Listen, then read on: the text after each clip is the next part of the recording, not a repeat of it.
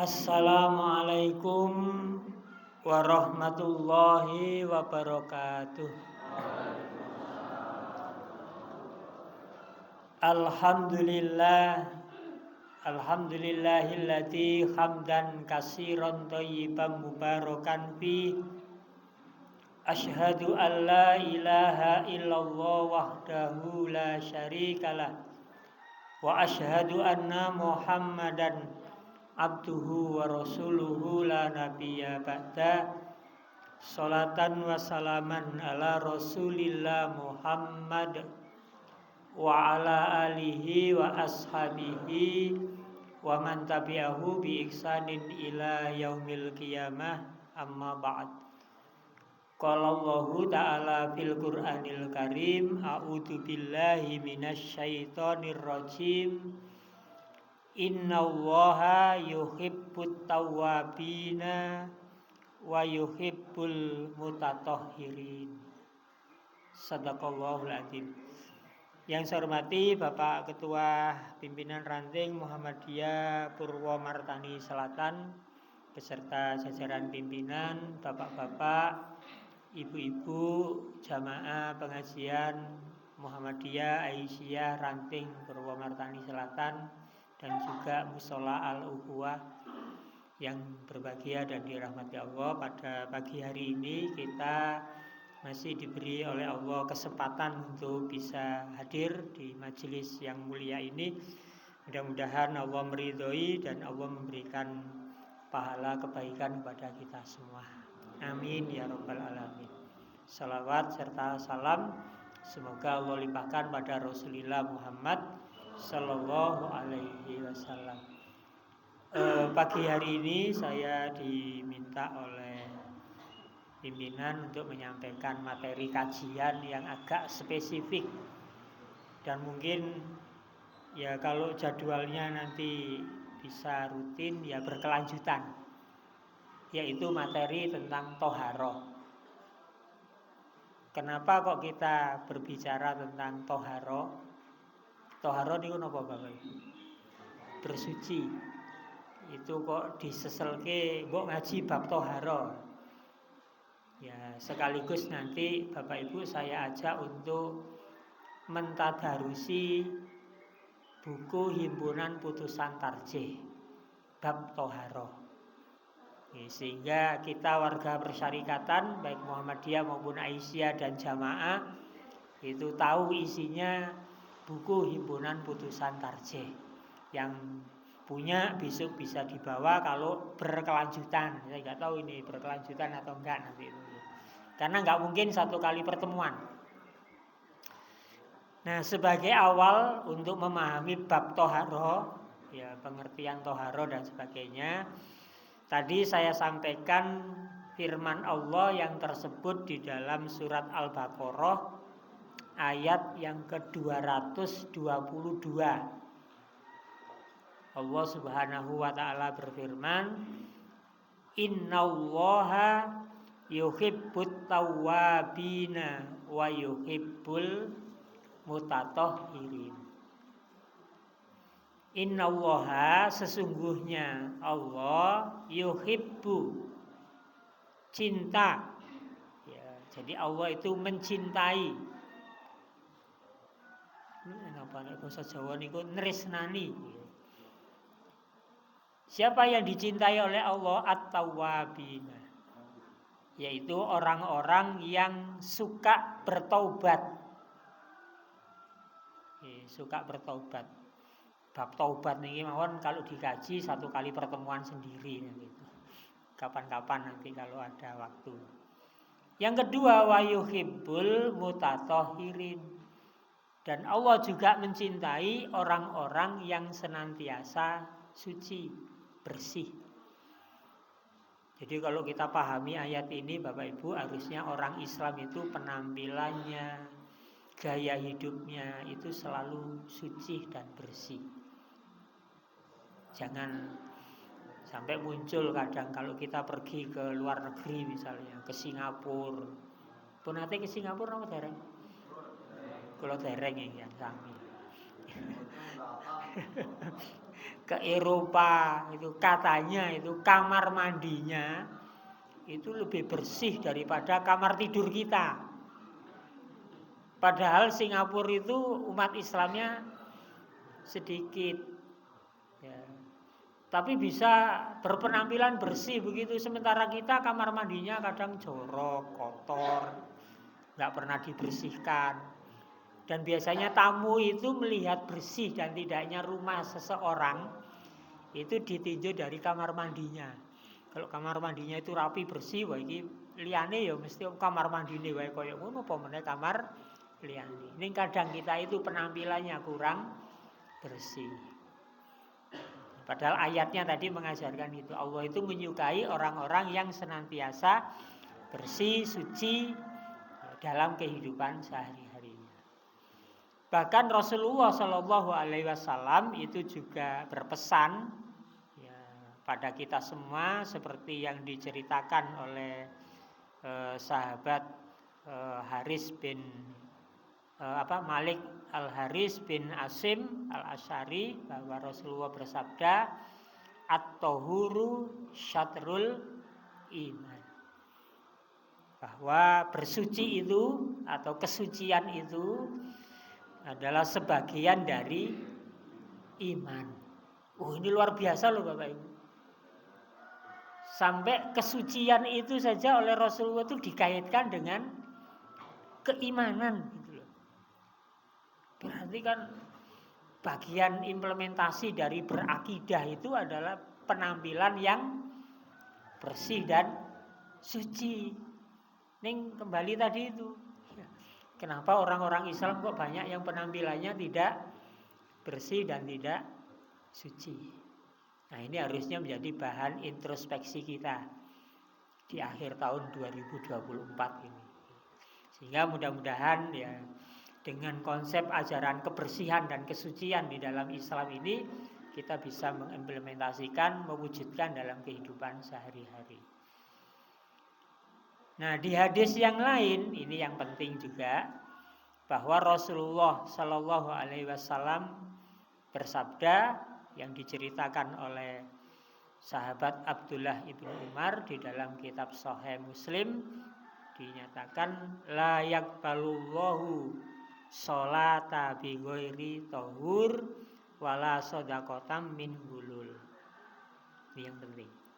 Kata Rasulullah, Allah tidak akan menerima, la yaqbalullah, Allah tidak akan menerima apa yang tidak diterima sholatan, sholat seseorang bi ghairi tahurin, tanpa bersuci. Jadi sholat kok tidak pakai bersuci, nggak diterima oleh Allah. Nah, nanti termasuk bersuci tapi keliru, alias tidak sah. Jadi bersucinya tidak sah, sholatnya diterima enggak? Ya menurut hadis ini tadi ya. Karena kalau bersucinya tidak sah itu ya sama saja dengan tidak bersuci. Coba sudah sholat berkali-kali, beribu-ribu rakaat, tapi ternyata ya, cara bertoharonya salah, ya, tidak tepat. Maka apa yang disabdakan oleh Rasulullah ini perlu menjadi perhatian kita. Sehingga bab toharo ini, persoalan toharo ini sangat penting. Karena kaitannya dengan persoalan ibadah sholat. Sementara ibadah sholat itu ibadah yang mula-mula besok akan dihisab oleh Allah. Inna awwala yuhasabu bil abdi fi yaumil qiyamah as-sholah. Sesungguhnya amalan yang mula-mula pertama kali besok akan dihisab oleh Allah di hari kiamat dari seorang hamba adalah sholat. Nah, kalau sholatnya tadi itu wudunya atau haronya ternyata tidak benar, sholatnya menjadi tidak sah, besok ketika dihisab oleh Allah sudah terlanjur yakin bahwa sholatnya itu banyak pahalanya, tapi ternyata tidak ada karena ketika sholat toharonya tidak benar. Nah, kemudian wala sodakotam min hulul, dan Allah tidak menerima sodakoh infak dari hasil mencuri. Ya, hulul itu kasusnya kan ada sahabat yang mengambil harta rampasan perang tanpa izin. Nah, kemudian harta rampasan perang yang diambil tanpa izin itu dia gunakan untuk bersedekah, membantu orang lain. Dan Rasulullah mengatakan Allah nggak nerima itu. Nah, kalau di kasus kita itu Bapak Ibu ada orang sedekah dari hasil korupsi 1 miliar 200 juta disumbangkan untuk bangun musola Al-Huwa. 200 juta sing 800 juta dinikmati. Nah, sing 200 juta diinfake nggo bangun masjid. Nah, nggo nek bangun masjid kan dadi amal jariah. Amal jariah kan pahalanya mengalir terus. Sehingga 800 juta korupsinya itu akan terhapus oleh amal jariah. Makanya di Indonesia itu korupsi subur. Kenapa? Karena enten infak niku wau ora apa-apa. 1 miliar sing 200 juta sumbangke nggo bangun masjid, dadi amal jariah mengalir terus pahalanya. Kok sing 800 juta kuwi resik dadine. Nah, itu yang oleh Pak Profesor Munir Mulkhan itu dikatakan sebagai teologi korupsi. Jadi korupsi ini kok enten teologinya, sebab ada pandangan seperti itu. Ya, hasil korupsi iso dienggo infak, sedekah, amal jariah. Nah, pandangan seperti itu gugur dengan hadis ini. Ini hadis ini jarang disampaikan. Paling yang disampaikan tadi itu persoalan toharonya. Ya, sholat tidak diterima tanpa toharo. Tapi yang terakhir itu wala sodakotan min gulul itu jarang disampaikan. Allah juga tidak akan menerima sodako seseorang hasil dari korupsi berapapun besarnya. Mbok 1 miliar tinggo bangun masjid meger. Niku tetep nek barangnya duitnya hasil korupsi. Niku nggih mboten diterima amal jariah itu. Bahkan masjidnya itu jadi panas. Loh kok panas nopo Pak? Ya karena dibangun dari harta haram. Makanya masjidnya kadang sering kelangan. Sandal hilang, sepatu hilang, sajadah wae nganti hilang. Mikrofon di masjid hilang. Loh kok bolak-balik kelangan toh? Sehingga ada masjid yang sering begitu, saya tanya, Pak Takmir, dulu bangun masjidnya itu dananya dari mana? Wah, nggih kok tangi pundi-pundi pokoke enten tiyang maringi nggih kula tampi. Nah niku bahayae. Jenengan mboten tangleti niku duit korupsi napa mboten? Lah nek ditangleti korupsi napa mboten sios, Pak. Ayo ora apa-apa dadine kaya ngene iki ya. Masjidnya dadi panas. Ya barang sering ilang. Ah mosok sajadah wae nganti ilang iku lho ya kebangetan nek dienggo salat ora apa-apa nek didol. Sajadah masjid didol lah. Ini. Makanya Bapak Ibu, hadis ini tadi menjadi landasan bagi kita bahwa harta yang diperoleh dengan cara yang tidak benar, apapun cara memperolehnya, kalau itu tidak benar maka sedekah dengan harta itu tidak akan diterima oleh Allah Subhanahu wa taala. Nah, Bapak Ibu ingkang dirahmati Allah, dari ayat tadi kemudian hadis tadi bisa kita pahami bahwa persoalan toharo di dalam konsep ajaran Islam itu sangat penting. Nah, apa toharo itu sebenarnya? Toharo itu adalah satu perbuatan yang dilakukan oleh seseorang untuk mengangkat, membersihkan dan membebaskan dirinya dari sesuatu. Mengangkat, membersihkan dari dirinya segala sesuatu yang dapat mencegah syahnya ibadah. Ibadah apa? ibadah berupa sholat dan juga ibadah berupa tawaf. Jadi toharo itu mengangkat, membersihkan sesuatu dari dirinya yang dapat mencegah atau mencegah sahnya ibadah yang dilakukan oleh dirinya itu. Nah, sesuatu yang dapat mencegah sahnya ibadah tadi itu bentuknya ada dua. Yang pertama adalah benda najis, yang kedua adalah hadas. Jadi kalau seseorang itu di dalam dirinya sedang mengalami hadas, tadi sesuatu yang menyebabkan dirinya tercegah dari sahnya ibadah, maka harus dibersihkan ketika dia sebelum beribadah sholat khususnya. Atau mungkin di badannya, di pakaiannya, di tempat ibadahnya, tempat sholatnya tadi ada sesuatu berupa najis, harus dibersihkan. Kalau tidak dibersihkan, ya menjadi tidak sah. Nah, kadang kita sering teledor, baik itu dalam kaitannya dengan hadas maupun najis. Najis ini pun juga kadang kita itu nggak waspada. Kalau kita sholatnya di masjid masih mending gitu ya, masjidnya bersih, terjaga dari berbagai macam najis. Tapi kalau sholat di rumah, di tempat lain itu kadang kita kurang perhatian. Nah, bapak-bapak, ibu-ibu, jenis toharo, jenis membersihkan diri tadi dari hal-hal yang dapat mencegah sahnya ibadah sholat ataupun tawaf kita, itu terbagi menjadi dua jenisnya toharo. Apa saja dua itu? Yang pertama yaitu toharo maknawiyah. Toharo maknawiyah atau toharo kolbu.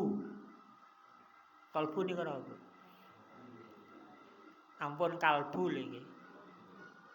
Sebab nek kalbu niku segawon. Ing bahasa Indonesia itu nulis kalbu ya Pak. Sehingga kadang kita kalau mengucapkan karena melu bahasa Indonesia, akhirnya mudah-mudahan semuanya menyerap ke dalam kalbu kita. Waduh. Sebab kalbu itu segawon. Kalbun.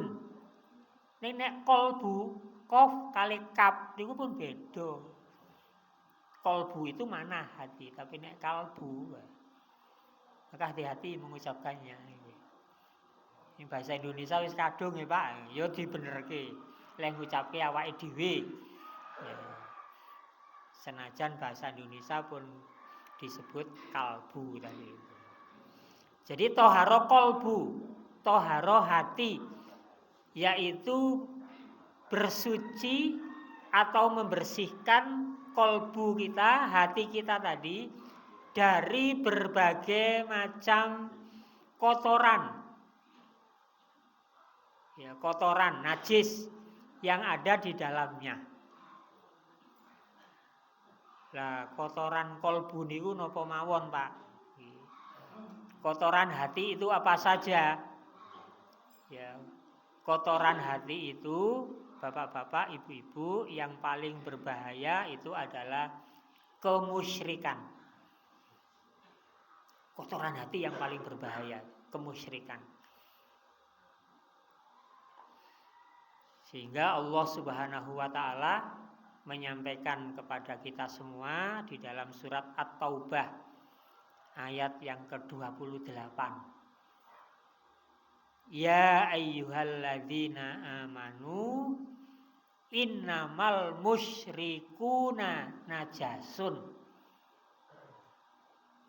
Wahai orang-orang yang beriman, sesungguhnya orang-orang musyrik itu najis. Apanya yang najis? Yang najis itu kolbunya akidahnya najis, kotor. Bukan berarti orang musyrik itu tangannya terus najis jenengan dijak salaman, najis ora. Boten. Jadi yang dimaksud dengan najis bagi orang-orang musyrik itu adalah keyakinannya, akidahnya atau hatinya. Karena musyrik itu, syirik itu. Bahaya nih. Bisa-bisa orang mengatakan dirinya muslim pun nanti bisa-bisa hatinya menjadi najis. Maka perlu dibersihkan, perlu disucikan hatinya itu agar bersih, agar jernih. Makanya keyakinan akidah kita itu hendaknya akidah yang salim, akidah yang bersih, yang murni dari berbagai macam kotoran-kotoran, penyakit-penyakit kemusyrikan tadi. Sehingga bagi seorang muslim ya, yang betul-betul kuat akidahnya, wajib untuk mensucikan dirinya, mensucikan hatinya dari berbagai bentuk kemusyrikan. Nah, berbagai macam bentuk kemusyrikan itu silakan nanti ada musyrik rububiyah, musyrik mulkiyah, musyrik uluhiyah. Yang kedua, hati juga harus dibersihkan dari berbagai macam kotoran selain musyrik, kemaksiatan, iri hati, kebencian, kesombongan, ujub, riya, ghibah dan macam-macam. Banyak sekali penyakit-penyakit hati itu yang harus dibersihkan. Sehingga ketika kita sholat itu tidak hanya membersihkan jasmania dengan wudhu, tapi kolbu kita ini juga kita bersihkan ketika sholat. Jangan sampai ketika kita sholat itu hati kita itu masih ada rasa dendam kepada orang lain. Lawang sholat Allahu Akbar pun sedakep pun mantep. Kok isi atine kuwi sing grundel karo kancane, grundel karo wong liya. Muncul sifat kebencian. Sok ngoten mboten jenengan nek pas salat. Nah gitu. Iku penyakit iku najis niku janjane. Ora sah nek bicara tentang hakikat salat. Nek salat formalnya ya wis sah, tapi nek hakikate salat kuwi rasa salat kok atine sik pating grundel ra genah. Jadi sholat itu juga hati. Maka nanti kalau kita bicara tentang sholat, ada 3 komponen di dalam sholat itu semuanya harus bersih. Komponen bacaan, komponen gerakan, komponen hati dan perasaan. Nah, awake dhewe iku jarang memanage perasaan kita ketika kita sedang sholat. Makanya nek sholat terus pikirane ngalor ngidul ngetan ngulon. Wis Allahu Akbar wae sik kelingan lian-liane. Itu harus dibersihkan dulu ketika. Makanya di dalam konsep ibadah sholat itu Rasulullah kalau ngajari itu ketika akan sholat itu di-manage betul. Lah awake dhewe ora arep sholat kuwi teko wae melayu-melayu. Sebab le mangkat pas qomat. Wah, sholat melayu-melayu. Akhirnya ning pas sholat Allahu Akbar kari saking kesele le melayu-melayu. Maka harus dibersihkan hatinya. Nah, ini namanya toharo maknawiyah, toharo kolbu. Yuk kita mulai berlatih untuk membersihkan hati kita ketika kita itu dilatih sedang sholat dulu. Nanti kalau sholatnya itu sudah hatinya itu tertata, bersih, ya, atau bahasa sholatnya itu khusyuk, nanti di kehidupan yang lain itu akan tertata juga. Mengapa? Karena sholat itu standar ukuran. Ya, orang kalau sholatnya itu baik, benar, pasti tingkah lakunya juga baik dan benar. Standarnya sholat. Sehingga kita bisa menilai kepribadian seseorang itu dari sholatnya itu. Sholatnya benar, rapi, mesti perilaku nih ya. Itu toharoh maknawiyah. Nah yang kedua yaitu toharoh hissiyah. Maknawiyah hissiyah, yaitu toharoh badania, membersihkan, mensucikan badannya, jasmaninya dari najis dan juga dari hadas. Jadi mensucikan, membersihkan dirinya dari berbagai benda najis yang menempel ataupun hadas yang sedang dialami.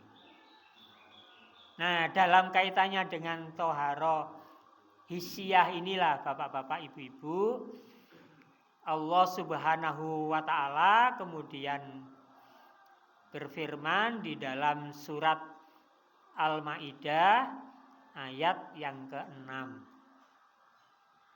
Dalam kaitannya dengan toharoh hissiyah ini. Apa perintah Allah di dalam surat Al-Maidah ayat yang ke-6 itu? A'udzubillahi minasyaitonirrajim.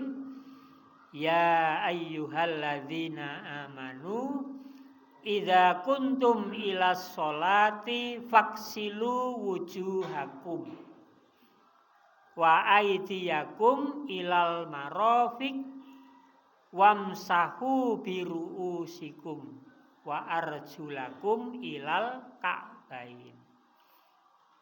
Wa in kuntum junuban fattoharu wa in kuntum mardho au ala safarin au jaa ahadum minkum minal ghaid au lamastumun nisaa falam tajidu ma'an fatayammamu sha'idan thayyiba famsahu biwujuhikum wa aydikum minhu ma yuridullahu liyaj'ala 'alaikum min haraj walaki yuridu liyutahhirakum waliyutimma ni'matahu 'alaikum la'allakum tashkurun. Dengan ayat ini Allah menjelaskan bahwa toharoh hissiyah, membersihkan, mensucikan badan kita ketika kita itu akan sholat. Idza kuntum ilas sholati, jika kalian akan mengerjakan sholat, ada 3 macam toharoh hissiyah. Membersihkan badan, mensucikan badan itu ada 3 macam. Nah, apa 3 macam itu? Di dalam ayat ini tadi disebutkan, yang pertama faksilu wujuhakum wa aydiyakum ilal marafiq wamsahu biruusikum wa arjulakum ilal ka'bain. Basuhlah wajahmu, basuhlah kedua tanganmu sampai siku, usaplah kepalamu, dan basuhlah kedua kakimu sampai mata kaki. Ini yang disebut dengan berwudu. Jadi toharoh hissiyah yang pertama yang berfungsi sebagai toharoh bagi orang yang akan sholat adalah berwudu. Nah, bapak-bapak, ibu-ibu, kinten-kinten wudu panjenengan selama niki niku pun leres napa dereng? Pun leres, alhamdulillah. Lerese kados napa? Lah niku Pak sing dereng ngertos. Sehingga Bapak Ibu, mari kita mencoba untuk memahami, melihat cara bagaimana sih kita itu berwudu yang benar menurut tuntunan Rasulullah Shallallahu Alaihi Wasallam. Sekali lagi, menurut tuntunan Rasulullah seperti yang dipahami oleh Muhammadiyah, karena kita berada di dalam persyarikatan Muhammadiyah. Yang pertama, Bapak Ibu, ketika kita berwudu, monggo kita persiapkan segala sesuatu yang berkaitan dengan pelaksanaan wudhu. Apa? Tentu media yang harus kita siapkan adalah tempat untuk menampung air atau media yang bisa digunakan untuk mengeluarkan air. Karena berwudu itu medianya pakai air. Yang pakai keran ya silakan ya, menggunakan keran. Yang pakai ember, bejana juga silakan menggunakan bejana. Yang pakai ceret, itu saya pakai ceret di Turki nih kalau, ini ceret nih kok. Atau pakai padasan, monggo. Setelah itu siapkan air. Pak, airnya harus banyak tidak? Apakah harus sak gentong atau sak ceret nih walaupun cekap? Di dalam hadis disebutkan bahwa sahabat Anas bercerita, karena Rasulullah Shallallahu Alaihi Wasallam yatawaddau bil muddi wa yaktasilu bis-sha'i ila khamsati amdad. Rasulullah Shallallahu Alaihi Wasallam pernah berwudu, pernah lho Bu nggih. Pernah niku berarti mboten bendinten. Nggih kala-kala. Rasulullah SAW pernah berwudu dengan menggunakan air 1 mud. Mud bukan mut-mutan. Mut-mutan itu permen. Dan mandi, wayak tasil, dan beliau mandi dengan 1 sok hingga 5 mud. Berapa sih 1 mud itu? 1 mud kalau kita konversikan ke liter, ukuran apa volume kalau di kita itu kan liter nggih. 1 liter 2 liter nggih. Nek tuku bensin pirang liter sakniki mboten pirang liter mboten. Berapa? 10.000. 10.000 dapatnya 1 liter gitu. Jarang mau beli pertalit gitu. Tiba pinten? 3 liter niku jarang. Sebab gawane 10.000, 15.000, gasal 12.000. Jadi karena tidak pakai ukuran lagi, makanya banyak yang terus ukurannya jadi buatan sesuai, makanya terus ditutup kemarin itu. Ada beberapa tong bensin yang ukuran liternya melenceng, keconangan, ya, akhirnya ditutup. Liter, berapa liter 1 mud itu? 688 mililiter. Buatan ngantos 1 liter, kurang dari 1 liter. Ya setengah liter langkung bisa gede. Botol aqua sing tanggung nih kalau. Lho Rasulullah niku nate wudu ngagem toya semonten. Lho menapa saged Pak? Buktine nggih saged niku. Ning awake dhewe wae nek wudu kok semono kok ngirit banget to Pak banyu wae sak toren gedene sakmono kok wudu nganggur mek setengah liter 1 liter niku. Makanya ibu-ibu coba panjenengan kalau pas wudu ngandhapi keran jenengan niku jenengan paringi ember. Terus jenengan wudu tertampung di situ. Terus jenengan literi. Banyu sing tadi niku pinten liter gitu pinten. Wah sak ember penuh Pak. Padahal sing dingge wudu niku nggo sekedhik. Sing oke terbuang. Niku namine boros. Padahal Allah itu tidak suka terhadap orang yang boros. Maka di dalam fikih air ada buku yang dikeluarkan oleh Majelis Tarjih, hasil dari Munas Tarjih, fikih air. Anjurannya kita jangan boros air meskipun untuk toharoh. Ini awake dhewe niku nek kadung gunake air niku wis sak pol-pole Pak. Keran wae nek ora pol marem, gojok kan. Nah niki boros niku hati-hati, makanya wudunya buka kerannya sedikit aja. Yang penting airnya mengalir kan gitu. Nah, disiapkan air. Kalau sudah disiapkan air, Nah, anggota-anggota wudhu kita buka dari baju, pakaian, anggota wudhu lagi. Bukan terus dibuka semuanya gitu ya. Dan pernah ada kasus di masa Nabi itu ada orang berwudhu telanjang. Ning leh wudhu ning tempat terbuka. Jadi wudhu telanjang, dibuka semua di tempat terbuka. Maka Nabi, kalau wudhu jangan telanjang seperti itu. Ini tempat terbuka, nanti orang pada lihat kamu malu dan itu buka aurat itu. Nah, jadi kalau wudhu telanjang itu tidak boleh kalau di tempat terbuka. Nek jero kamar mandi dikantuk. Wong ora ono sing ndeleng. Ning nek panjenengan kepengin wudhu enggak terbuka ya nganggo handuk, nganggo sarung. Nek bar siram nih kalau. Bar siram kan wudhu sih dereng pakaian kan kadang biasanya muncul pertanyaan niku, Pak, nek wudhu dalam keadaan telanjang di dalam kamar mandi boleh atau tidak?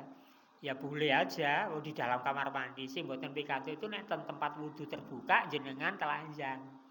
Nah itu ya enggak boleh. Nek enten sing ngoten dikinten wong edan. Nggih. Wih, ana wong edan kok wudhu. Lah ngopo? Lah kuwi telanjang kok ngono kuwi. Sing delok malah isin kadang itu. Nah, anggota-anggota wudhu dibuka, bapak-bapak juga begitu, ibu-ibu juga begitu. Maka ibu-ibu anjurannya kalau berwudhu di tempat yang tertutup. Karena anggota wudhu ibu-ibu itu bagian dari aurat. Kalau bapak-bapak kan tidak. Kalau ibu-ibu kan bagian dari aurat, makanya harus di tempat tertutup. Bapak-bapak boleh di tempat terbuka, asal auratnya masih ditutup. Ini auratnya bapak-bapak kan namung pusat sampai lutut. Mbok ora kaosan, ora kelambinan wudhu ya ora apa-apa. Makanya kadang dulu itu kalau di desa-desa dulu itu bapak-bapak kalau berwudhu itu bajunya dilepas. Tinggal sarungnya saja, pakai kaos dalam atau mungkin kalau enggak pakai kaos dalam ya kelihatan badannya, enggak apa-apa wong bukan aurat. Nek ibu-ibu ampun. Nggih malah jadi horor mungkin itu. Nah, itu. Jadi wudhu saja itu sampai disiapkan begitu loh, Pak. Karena tadi betapa pentingnya.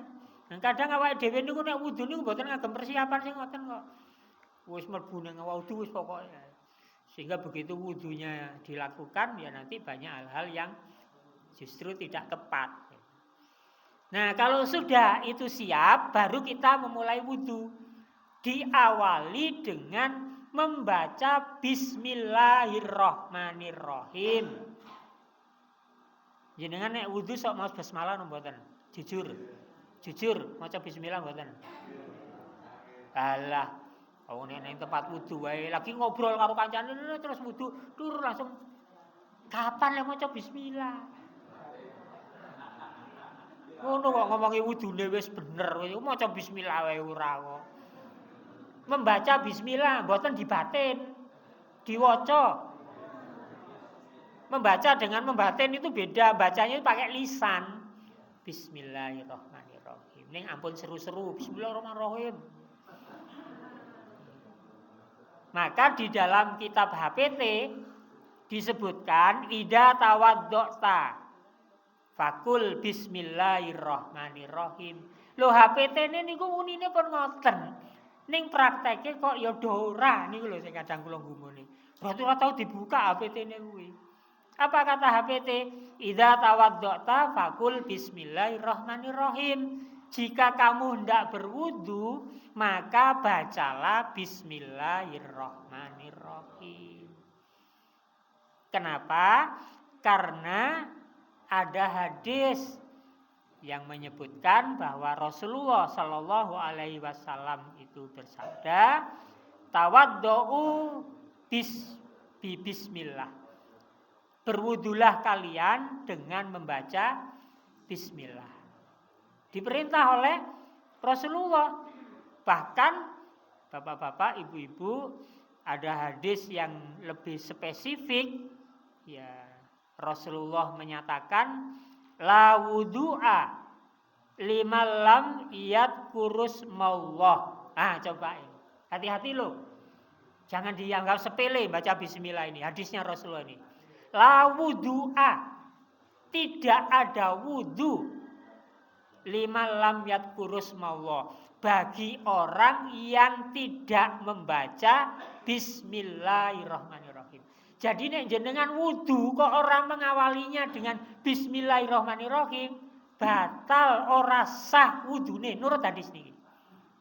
Waduh Pak, lah selama niki kula niku nggih kadang sok kesupen mboten. Nah, karena enggak dibiasakan. Ayo sing biasane wudu ora maca bismillah, hati-hati. Tidak sah, la wudu'a, enggak ada wudu kata Rasulullah. Sepele tapi terkadang kita melupakan. Sepele kadang kita melupakan. Maka membaca Bismillahirrahmanirrahim sebelum seseorang itu melakukan wudu sangat penting untuk dilakukan. Nah, sesudah membaca Bismillahirrahmanirrahim, di yang nomor 2 di dalam kitab HPT disebutkan muhlison niyataka, dengan mengikhlaskan niat karena Allah Subhanahu wa ta'ala. Jadi Bapak Ibu, dalam pahamnya Muhammadiyah, kalau kita memulai berwudu itu membaca bismillah, hatinya niat karena Allah. Kalau di masyarakat ketika akan berwudu yang dilafalkan itu niat, bukan bismillah. Orang maca bismillah malah. Nawaitul wudu ali rabbil hadasil asghori fardholillahi taala. Loh bismillah kapan? Tidak baca. Yang dibaca niat. Lah awake dhewe Muhammadiyah niki ora maca niat, ya ora maca bismillah. Luwe parah ya, Wan. Yo, kenapa saya tekankan ini? Karena sering saya dapati itu, ya kalau saya di masjid lihat orang wudu gitu, kan antri biasanya wudunya karena kerannya hanya 5 sing wudu. Kula gatasaken ijal nek wudu kaya apa. Lah tenan to. Ya bar ngobrol-ngobrol ini terus air kerannya mancur ya terus langsung lah tenan to ora maca bismillah. Nah, rampung wudu kula jawil. Kowe maca bismillah ora? Ora lali. Kebiasaan. Ya baleni ora sah kok wudumu. Halah dadak antri meneh nang mburi dadi. Ya iya salahe dadak ora maca. Hati-hati. Jadi niat itu di dalam hati, yang dibaca bismillahnya. Jadi niat itu ada di dalam hati. Karena niat itu maknanya al-qasdu fi qalbi. Niat itu maksud kehendak yang ada di dalam hati. Lisannya baca bismillahirrahmanirrahim, hatinya berniat untuk berwudu karena Allah Subhanahu wa ta'ala. Kapan niat itu dilakukan? Ya ketika akan memulai wudu tadi itu. Bahkan ada yang mengatakan ketika sentuhan air yang pertama itulah kita niat. Di saat kita sedang berwudu. Dahulu kita memahami niat itu ya dari rumah itu kita sudah niat. Ketika kita mau masuk kamar mandi mau berwudu itu sudah niat. Ketika kita akan membuka keran itu sudah niat. Tapi ternyata dipahami di dalam HPT ini, ternyata niatnya itu diletakkan sesudah membaca bismillah. Baca bismillah, hatinya kemudian niat untuk berwudu, bersuci dari hadas tadi, ya, agar diri kita menjadi bersih. Nah, apa maknanya kita tadi itu Bapak Ibu membaca bismillahirrahmanirrahim di awal itu? Ya, agar apa yang kita kerjakan itu memang benar-benar kita tujukan hanya semata-mata untuk Allah Subhanahu wa ta'ala. Nah, itu bismillah dan niat. Jadi mboten sah jenengan bingung-bingung ya nawaitul wudu'a dari itu. Kok Pak Afandi hafal nawaitul wudu'a? Ya saya dulu MI-nya kan MI Ma'arif. Karena tidak ada SD Muhammadiyah di tempat saya sampai sekarang, adanya hanya ABA. SD-nya belum ada kalau di kota. Nah, saya MI-nya Ma'arif. Ya diajari seperti itu. Ya kon praktek barang. Nih praktek nek ujian ya dilakukan, tapi ketika wudu beneran ya ora dipraktekno. Wong Muhammadiyah kok kan gitu. Nah, kadang bapak-bapak, ibu-ibu juga gitu. Aku ya iso. Nah, prakteknya ora praktek yang sebenarnya. Nah, setelah kita berniat, baca bismillah tadi, berniat, maka kita mulai untuk melakukan basuhan wudhu. Apa yang pertama kali dibasuh ketika kita berwudhu? Di dalam HPT nomor 3, kaifiyah nomor 3, waksil kaffaika salasan. Basuhlah kedua telapak tanganmu. Telapak tangan itu mulai dari pergelangan sampai ujung jari, di telapak tangan. Nah, sampai. Karena yang pertama, basuhlah telapak tanganmu sampai sempurna. Berapa kali? Salasan, 3 kali. Sebenarnya basuhan di dalam wudhu itu Bapak Ibu, di dalam banyak riwayat itu dijelaskan tidak harus 3 kali. Yang penting harus rata, harus sudah terbasuh semua. Tidak harus 3 kali. Nabi pernah 1 kali sudah rata. 2 kali juga pernah. Tidak harus ganjil. Oh, kudu ganjil. Allah itu suka, Allah itu ganjil katanya. Jadi Allah itu ganjil dan Allah itu suka terhadap hal-hal yang ganjil. Terus nek wudhu kudu ganjil enggak? Rasulullah 2 kali pernah. Membasuh anggota wudhunya itu 2 kali pernah. 3 kali juga pernah. Jangan lebih dari 3 kali. Karena kalau lebih dari 3 kali, ini namanya boros, berlebih-lebihan, israf. Itu juga tidak boleh. Makanya di dalam HPT dibatasi maksimal 3 kali. Kita disebutkan 3 kali. Termasuk ketika membasuh kedua telapak tangan. Nah, karena basuhannya itu 3 kali, yang dibasuh itu kanan dan kiri, maka prakteknya seperti yang disebut di dalam hadis yang disampaikan oleh Humron. Humron ini adalah maula. Maula itu pembantu. Dulu mantan budaknya Utsman, tapi terus jadi pembantu, pelayan.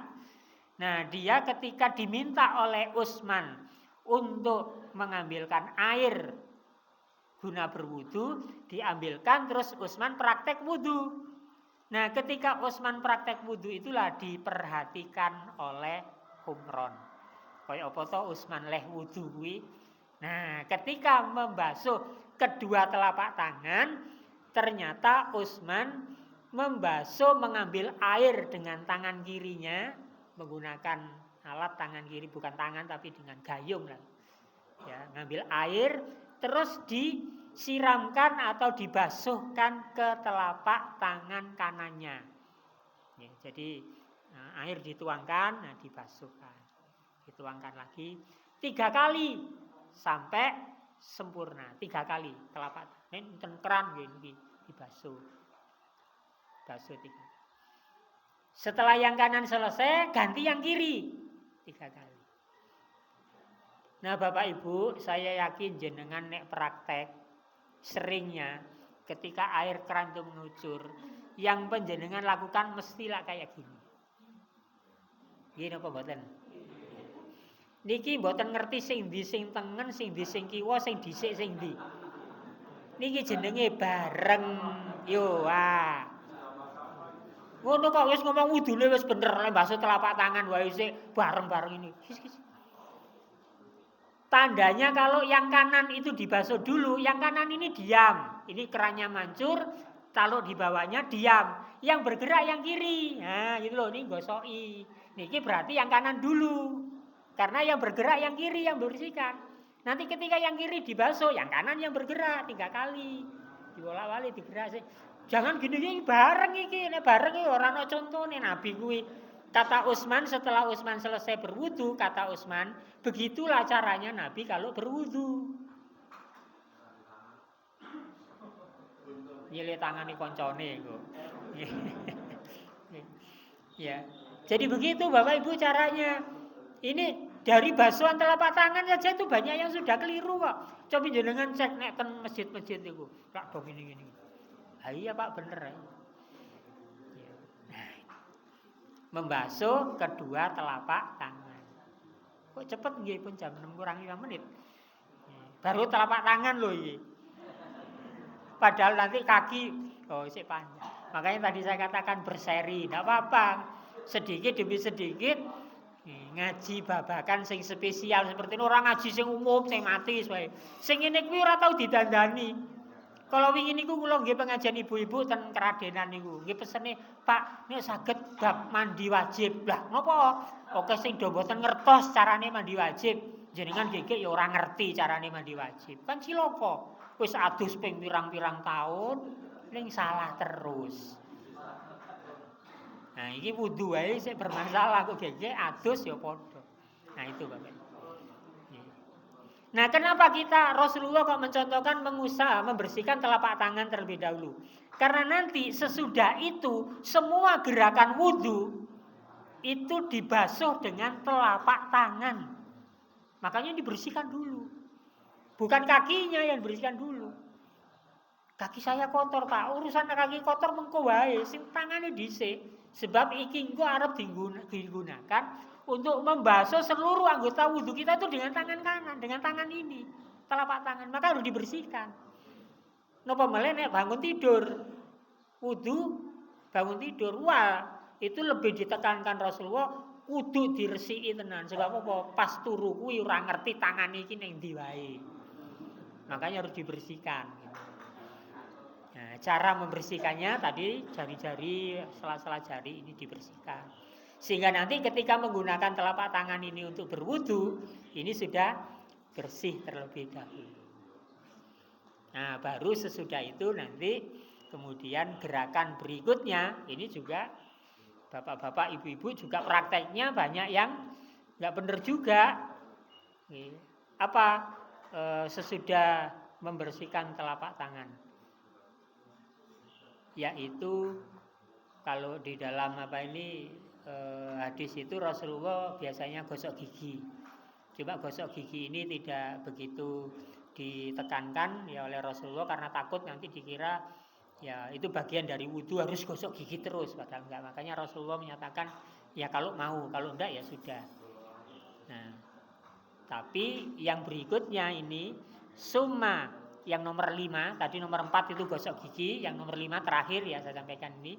Summa tamatmat wastansyik min kaffin wahidin wastansir taf'al dzalika salasan. Kemudian berkumurlah matmado berkumurlah dan isaplah air dengan telapak tangan sebelah, lalu berkumurlah. Kamu kerjakan yang demikian itu 3 kali. Ya, di dalam hadis yang lain itu disebutkan istinsak dan istinsar. Ya.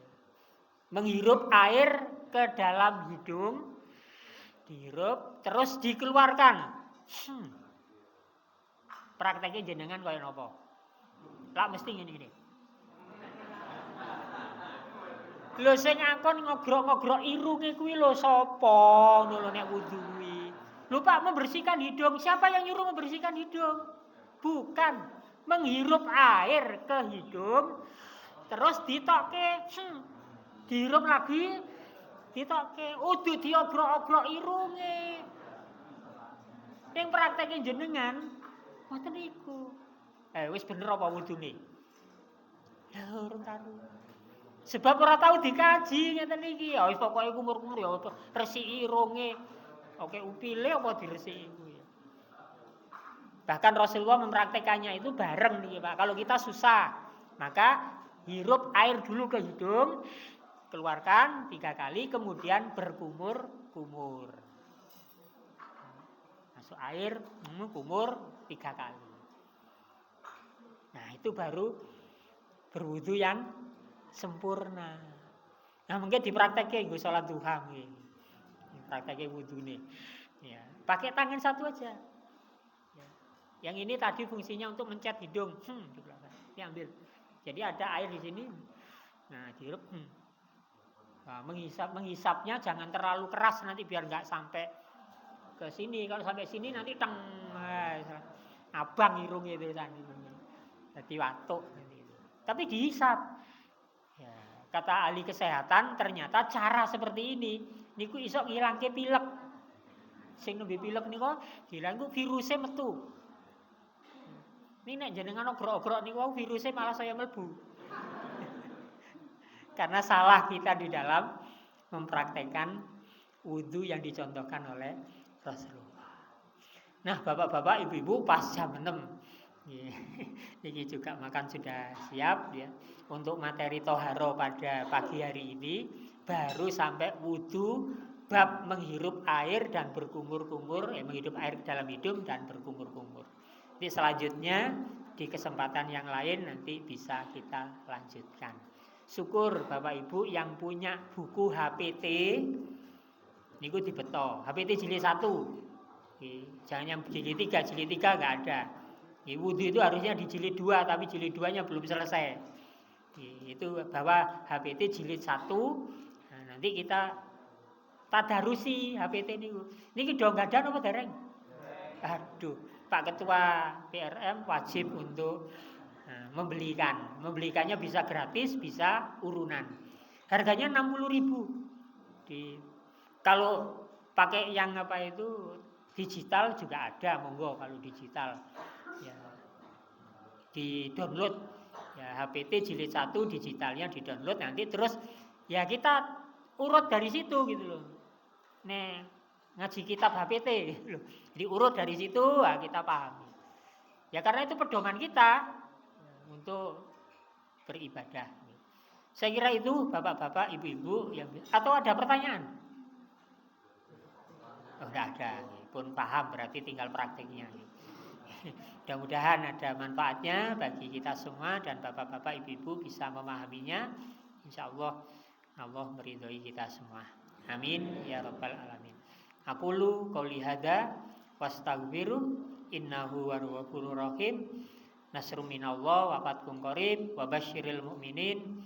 Wassalamualaikum warahmatullahi wabarakatuh.